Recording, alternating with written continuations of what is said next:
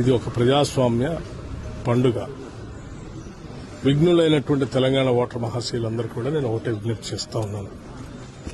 ఈరోజు తెలంగాణ రాష్ట్రంలో ప్రజాప్రభుత్వం ఏర్పడిన తర్వాత పట్టణ ప్రాంతాల్లో తీసుకొస్తున్నటువంటి అనేక రకాలైనటువంటి మౌలిక వసతుల అభివృద్ధిని దృష్టిలో పెట్టుకుని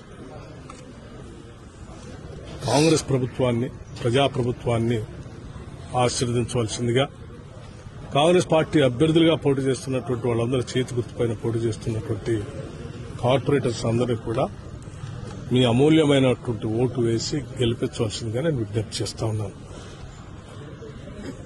ఈ రాష్ట్రం, ఈ రాష్ట్ర ప్రభుత్వం రెండూ కూడా ప్రపంచంతో పోటీ పడటం కోసం ప్రయత్నం చేస్తా ఉన్నాం. తెలంగాణ రాష్ట్రం పెద్ద ఎత్తున అర్బనైజేషన్ పెరుగుతా ఉంది. గ్రామీణ ప్రాంతాల నుంచి పట్టణ ప్రాంతాల్లోకి రూపాంతరం చెందుతా ఉంది పెద్ద ఎత్తున.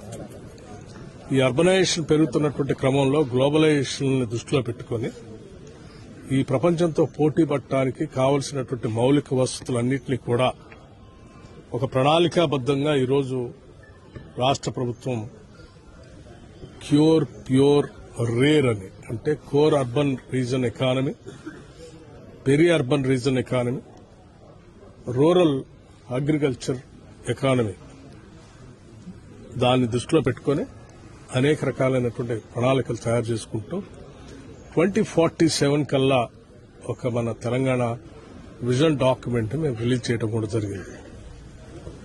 2047 కల్లా $3 ట్రిలియన్ ఎకానమీతో తెలంగాణ రాష్ట్రం ప్రపంచంతో పోటీ పడటమే కాకుండా ప్రపంచంలోనే ఉన్నటువంటి బాగా అభివృద్ది చెందిన దేశాలతో పోటీపడే స్థాయిలో ఈరోజు మనం ప్రణాళికబద్దంగా ముందుకు పోతా ఉన్నాం. ఈ అభివృద్దిని, ప్రణాళికని పూర్తి స్థాయిలో ముందుకు తీసుకొని పోవడం కోసం దయచేసి విఘ్నులైన ఓటర్లందరూ కూడా ఈ ప్రభుత్వాన్ని ఆశీర్వదించి అర్బన్ సెంటర్స్ లో, మున్సిపాలిటీస్ అన్నింటిలో కూడా పెద్ద ఎత్తున కాంగ్రెస్ బోర్డు ఏర్పడేటట్టుగా గెలిపించి పంపించవలసిందిగా కూడా మీ అందరికీ నేను విజ్ఞప్తి చేస్తా ఉన్నాను.